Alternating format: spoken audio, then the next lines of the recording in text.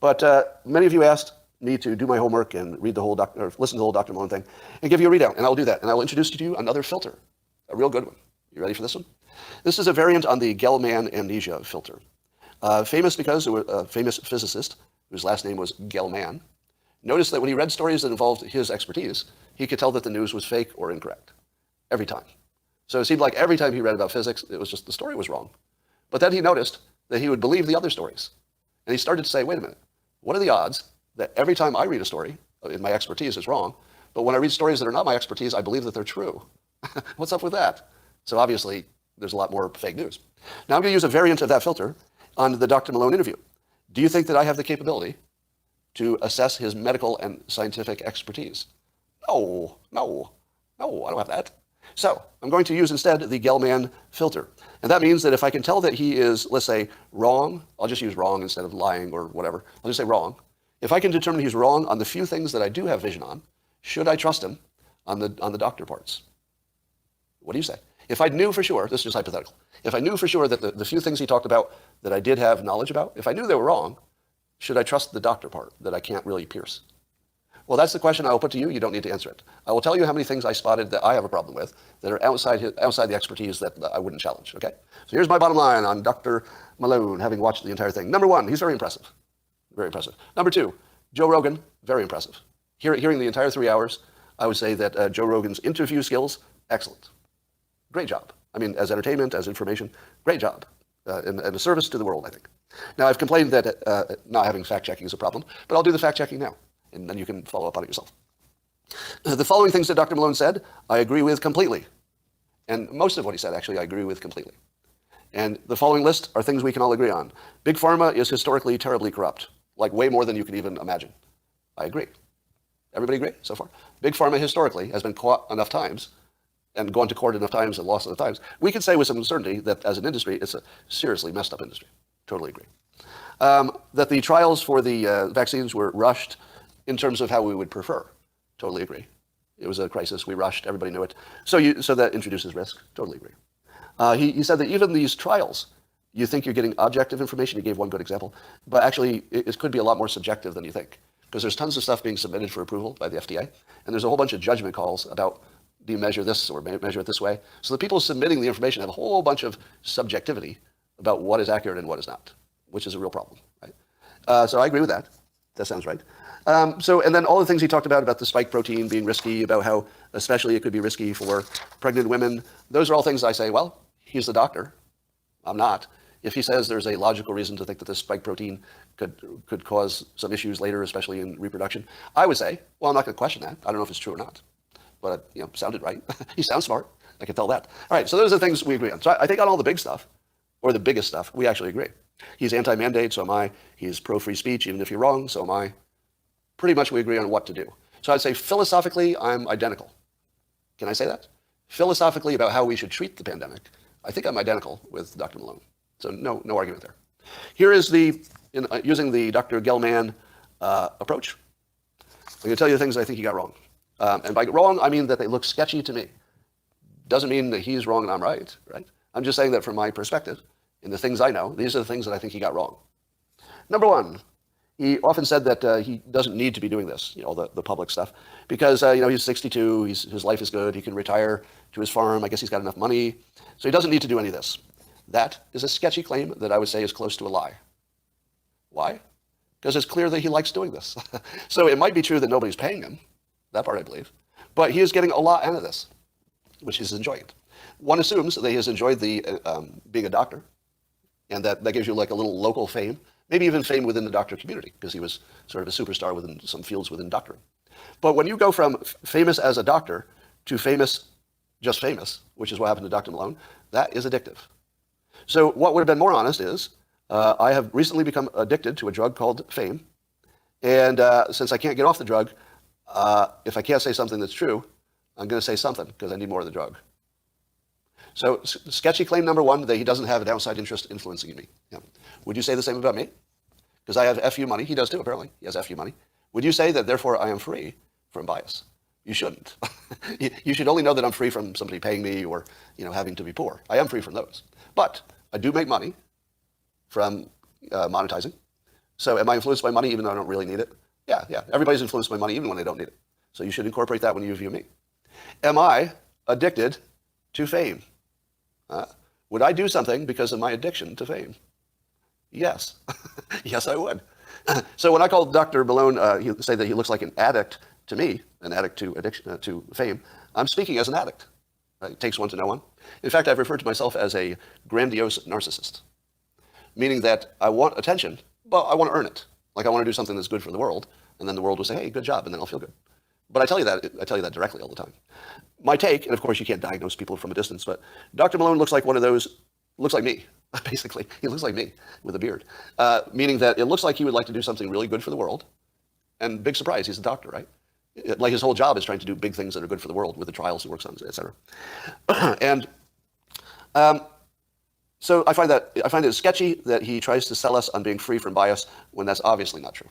So that's sketchy, but not terribly sketchy because there's no evidence he's being paid or something. Now he does say that this sets him apart from his peers. He thinks the other people with his level of experience about the mRNA platform all have conflict of interest. That's probably true. I'll bet they do have conflict of interest. But it would be less true to say that he would be free from all of the bias. He says he doesn't know for sure what got him banned on Twitter. I call that disingenuous. That's disingenuous. Here's what an honest answer would look like. Well, I don't have 100% certainty, but almost certainly it was one of these. And then tell us what he said and whether it was true or not. Instead, he did this little dodge, which was to say, let's table for a moment, I'm paraphrasing, let's table for a moment whether the information I sent around was accurate, because it's a free speech question. I agree. It is a free speech question. And I also agree that whether it was technically accurate or not shouldn't actually matter, because free speech has to allow that. You have to allow mistakes. So on a philosophical level, completely agree. But if I'm trying to judge him for his genuineness, it seems disingenuous to me to say I'm not even going to give you some examples of what I think I got banned for, because I would have. If I got banned on Twitter, I'd be showing you the exact tweets, even if I wasn't sure. I'd say, well, it's either this one or this one. Take a look for yourself. Is it true? Oh, wait, I got something wrong? I guess I should fix that. Right? That's what transparency would look like. So he looks disingenuous when he doesn't talk about what specifics of what got him banned, because he doesn't exactly know for sure. I'm not buying that. And then he does a diversion to free speech, which I agree with, but it feels like a diversion. So it feels disingenuous. Here's our biggest point of difference. He believes, this is what I took from it, that hydroxychloroquine and ivermectin work against COVID, and that the data is clear. He doesn't seem to have doubt. Give me a fact check on that if you watched it. He doesn't seem to have doubt whether those two drugs are effective and really make a big difference, right? Pretty much no doubt. This is where we differ, because I would say that the experts who have the same amount of expertise as he does say that they might work, but the evidence doesn't support it. Dr. Johnson says, not everyone is a narcissistic fraud like you, Scott. I'll hide my mascot for now. Dr. Johnson is not a troll, he's a mascot. Once the trolls get to a high level of effectiveness, then they become mascots. Part of the show, if you will. So since I believe that the people who are best at looking at data have debunked the certainty of hydroxychloroquine and ivermectin, they haven't debunked that they worked, but they've definitely debunked the certainty. So you have a doctor who is showing certainty on something that, in my opinion, I have visibility on.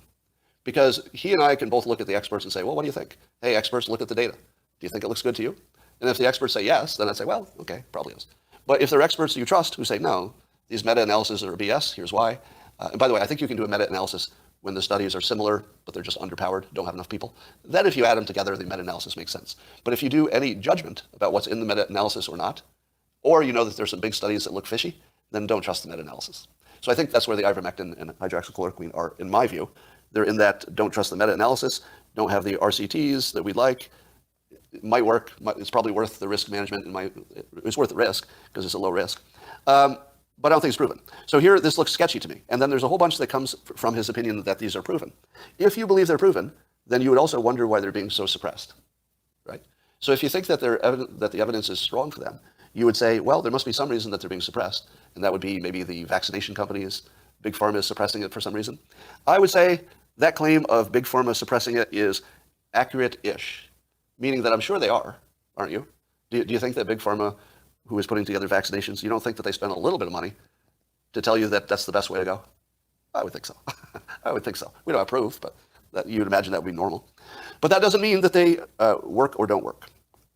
Now, he gives the story about some individual who blocked a hydrochloroquine study or ivermectin study or something based on the fact that he didn't believe there was evidence for it. I've destroyed the story, so just forget that part of the story.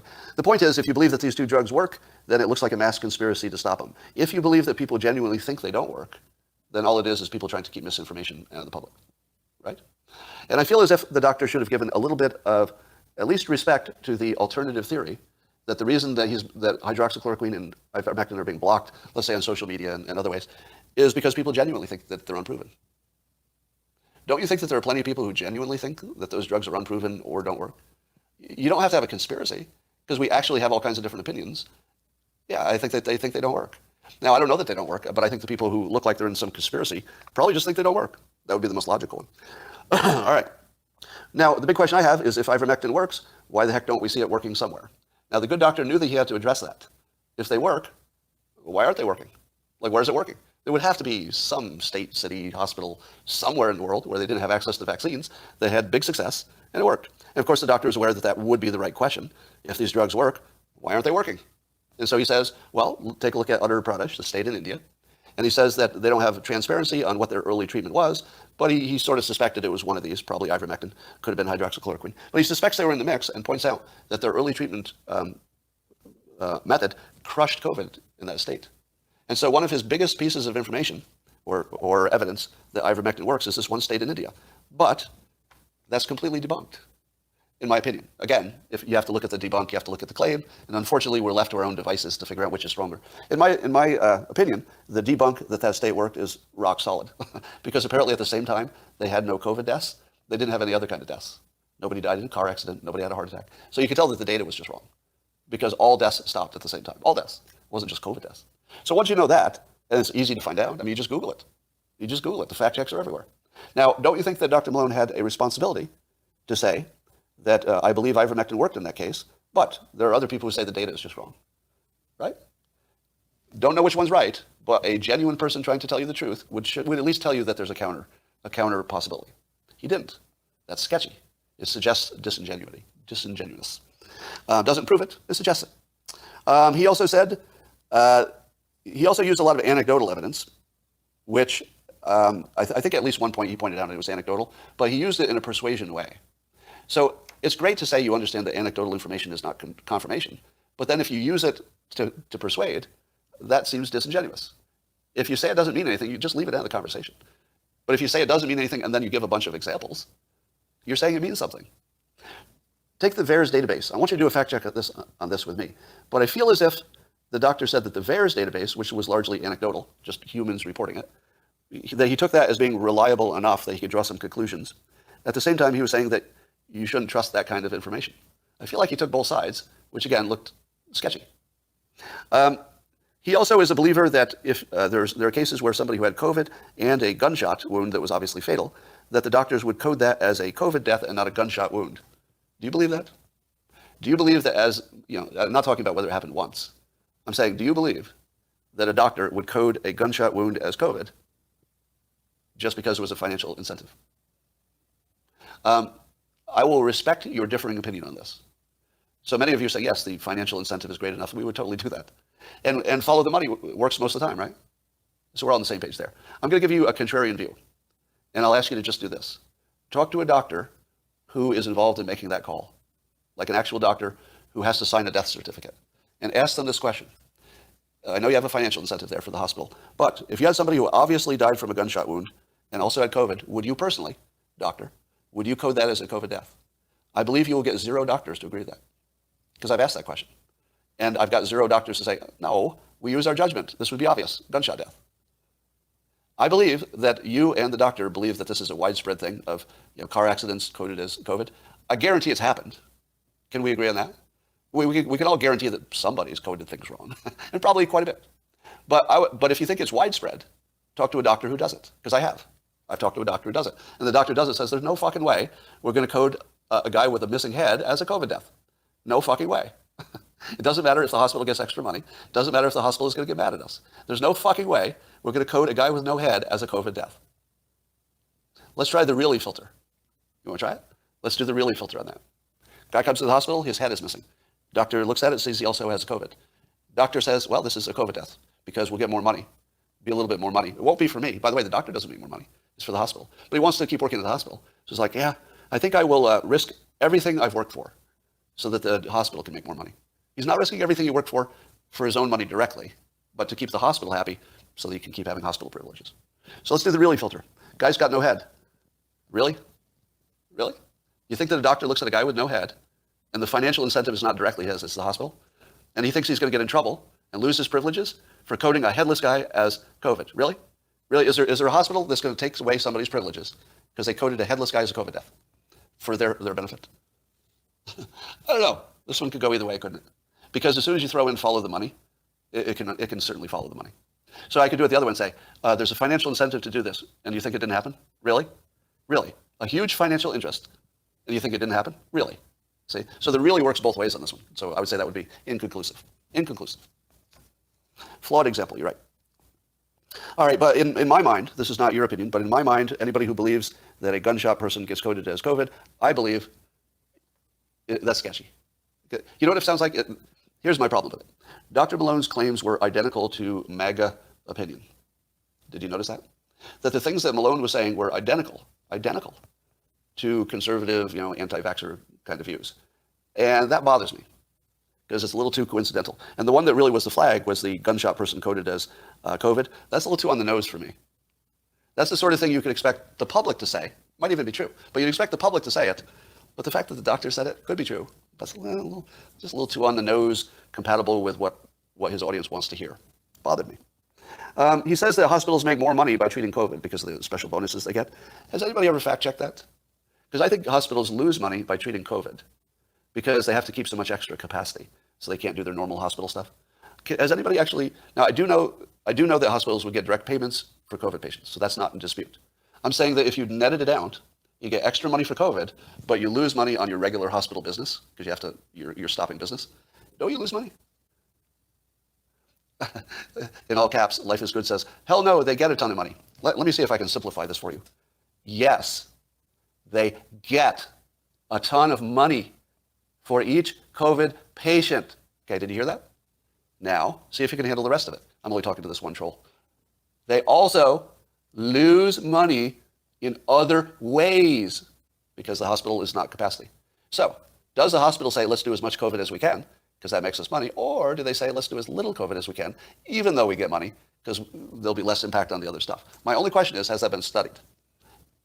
I don't know. I don't think it's obvious that the hospitals make money on COVID. To me, I would bet against it, actually. Now, again, this is my field, right? So economics and business, that's my expertise. And my expertise says, I don't think that people are coding gunshot wounds as COVID because it would be too risky once you get caught. And although obviously some of that.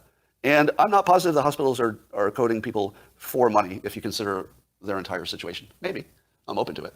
Could be proven. But not necessarily.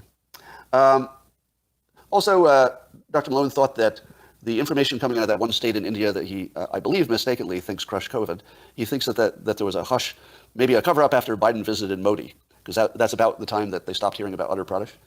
Now, that feels a little conspiracy theory-ish. He didn't connect the dots and say there definitely was a conversation. But when he raises these conspiracy-ish thoughts, that reduces his credibility in my mind, because it's also a little too on the nose with what his audience wants to hear. All right, he talked about athletes dropping dead as part of the anecdotal evidence. Do you believe that athletes are dropping dead at a higher rate than in the past? Because you've seen the videos, right? Compilation videos. I believe that is not true. And I base it on the following fact. Do you think the athletes themselves don't know if people are dying on the field in an unusual rate? Really? Really? All the attention on professional athletes, they play in public. All that attention on professional athletes, and you think that the players themselves haven't noticed that people are dropping dead at a rate that never happened before? Really? Really? Now, I think the really filter works on this one. There's no fucking way that people are dropping like flies in public in front of all these witnesses, and in front of all these witnesses, and the teams themselves haven't noticed. The players haven't noticed this. Like they're not talking to the other players and saying, you had one drop dead on your team? We just lost a guy last week. They would all know it. It would be the most well-known fact you had ever seen in your life. And I believe, and I know some of you believe that it's true because you've seen the compilations, but remember, video lies, right? Videos lie, mostly. They don't mostly tell the truth, they mostly lie. So the very fact that you saw it on a video should give you a 60% chance it's not true, just because we live in that world where Here it is on video. Well, 60% chance it's not true. So I'm going to say that personally, I think the athletes dropping dead couldn't possibly be true. Could be wrong. I could be wrong. I say that, just assume that everything I say is appended with, but I could be wrong. So I'd say that's a kind of an obvious mistake for a doctor to make, in my opinion. Now, again, I'm dealing outside of his field of expertise, and I'm in mine, right? My field of expertise would be the psychological part and the fake news part. So I know more about fake news and probably more about some of the psychological stuff. And to my view, it looks obvious that that's not real, and he believes it's real. So that works against him.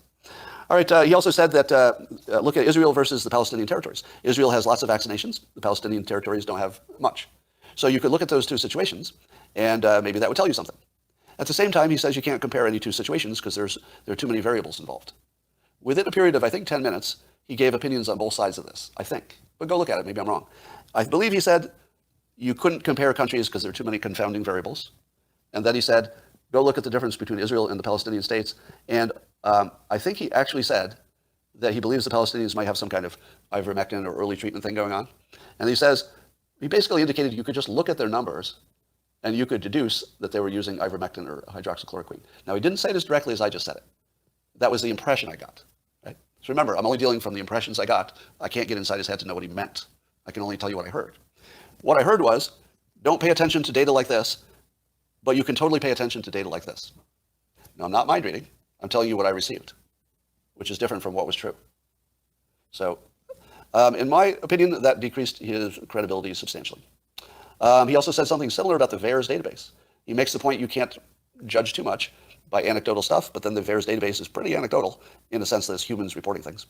And I think he misses the following point. The VAERS database, I think we all know, is reporting more problems with these vaccines than normal. Fact check me. True? The VAERS database is showing much more problems than normal. His assumption is that the VAERS database is underreported because it has been in the past. That assumption I don't consider good thinking, because what's different about this is that we're all thinking and talking about the pandemic all the time.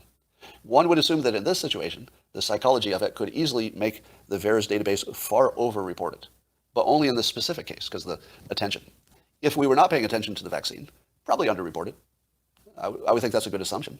Probably underreported. This specific case, we're all worked up about. How many people think they had COVID and didn't? How many of your friends or even you believed at some point you had already had COVID and you did your PCR test and you never had it? Right? So people are imagining symptoms, vastly imagining symptoms. So what does the VAERS database, which is people reporting their symptoms, what's going to happen when you know that people are massively imagining symptoms? You don't have to wonder if people are massively imagining symptoms because so many people said they had COVID and didn't. We know it's true. So if you don't at least acknowledge that the VAERS database this time could be over-reported, I consider that either bad thinking or a little sketchy. Here's another one. I forget the context, but he was talking about some situation in which your risk is doubled. Fact check me on this. Was it if you've already been infected, getting the vaccination would increase your risk of side effects? Was that the context? It doesn't matter the context. The point was that he mentioned a change in the percentage without mentioning the raw numbers. What have I taught you? When somebody tells you the percentage without the raw number, they are trying to mislead. If they tell you the raw number without the percentage, they are trying to mislead.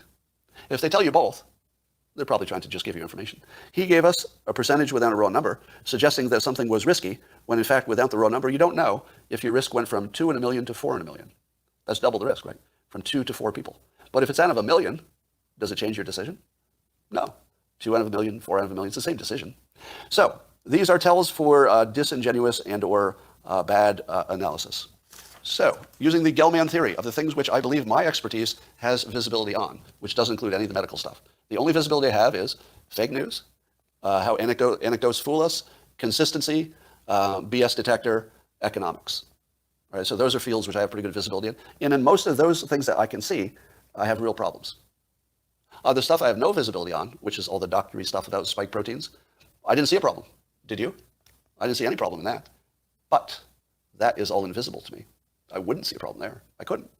So my bottom line is trust the rogue doctors at your peril, because as awesome as they are, and might even be right. In fact, the doctor's main message is that the pharma is corrupt, the data is probably bad, and the vaccinations might be worse for you than you think. I'm on board with all that. I'm on board with all of that. I'm not on board with the let's say the credibility of the presentation. And so there may be some things there that you should at least put your skepticism thing up. Now, some of you have accused me of not being skeptical enough. not being skeptical enough. Because I refuse to believe everything that Dr. Malone says, and I guess that means that I'm believing the official narrative, so that I'm not skeptical enough. Wrong. I'm a double skeptic, and many of you are single skeptics. I doubt everything the mainstream narrative tells me. I also doubt the rogue doctors. So I doubt two things. If you believe the doctor, but doubt the mainstream narrative, you are way less skeptical than I am. Way less. So if you want to mock me, do it from a position of you believing things that I don't believe because, well, they don't look that credible to me. You might be right.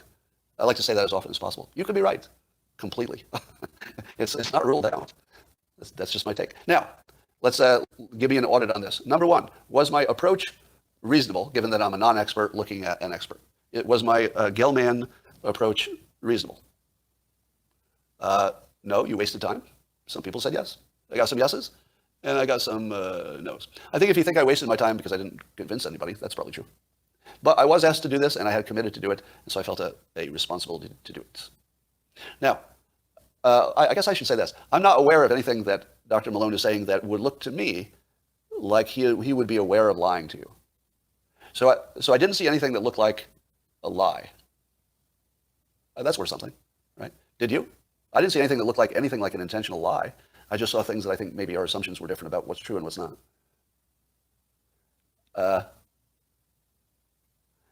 You're not aware you're lying. Well, if you're not aware of it, it's not a lie. It's just wrong. Oh, and let me give you my bottom line. Maybe I should have led with this. He talked me out of the booster. Are you happy now? That's my decision. Dr. Malone talked me out of the booster. Now, I just spent a whole bunch of time saying that there were signs of his credibility, but within the realm of that I can't fact check him on, he scared me enough that there was at least the possibility that the booster would be a problem, that he talked me out of it. At the moment, that's my decision. My current decision is no booster.